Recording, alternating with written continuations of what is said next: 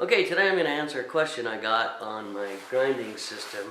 Somebody asked me, they said, with this grinding attachment setup, do you need a 1 horsepower professional grinder? And the answer is absolutely not. The question is, do you need a CBN wheel in order to sharpen lathe tools? The answer is absolutely not. Do you need a slow speed grinder?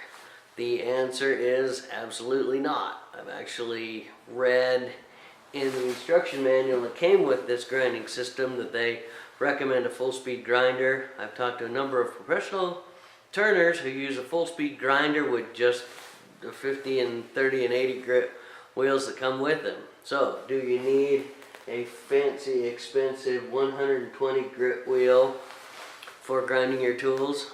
No, but I like them because they put a little bit better, they put a little bit sharper grind on the tools, but it's really once you learn to use the tools, that's really what's important.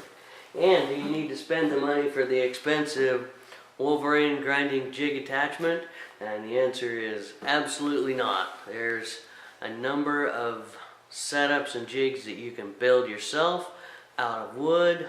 I know Captain Eddie has one that's really simple for getting your English grind on a tool. So the answer is no, you don't need to spend the money on this system, which is quite expensive once you get this and the Vera grinds, and then the 1 horsepower grinder. What it allows it to do is this: 1001, and it's up to full speed with the heavy CBN wheels. And I plan on getting another CBN wheel here. The difference between a CBN and these wheels is the CBNs are basically a lifetime wheel. You won't wear it out, you won't need to resharpen it, you won't need to resurface it if it gets cupped in or anything else.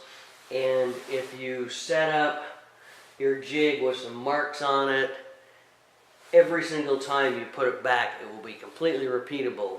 Whereas with this wheel, in a year, it's going to be 1/4 or 1/2 inch in diameter smaller, and so this will have to go in farther each time you continue to use it to get repeatable results.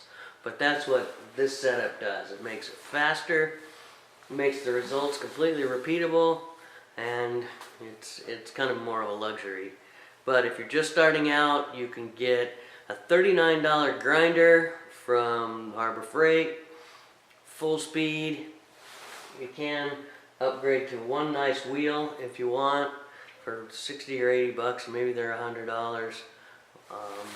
And you can have a wooden jig that you can make. Just search for wood turning tool jigs. I know somebody's got a full website out there with detailed instructions on how to make a wood jig, but it's basically just a wooden block with a dowel sticking out of it to give you the angle, and that's what will give you the English grind or the cutback grind.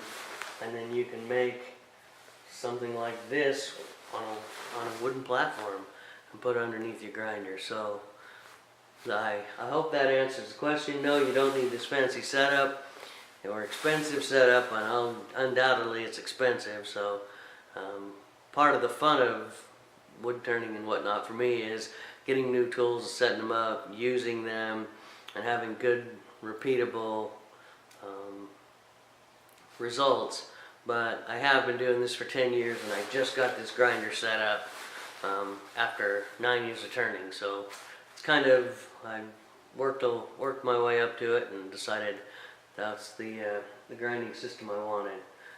If you ask a lot of professional turners, speed is the most important thing for sharpening their tools, and they have all taught themselves to really freehand, and their grinder is within 4 seconds from turning to going to grinder back to turning. Oh, right. So that's the story on my grinding setup. I hope this answers the question.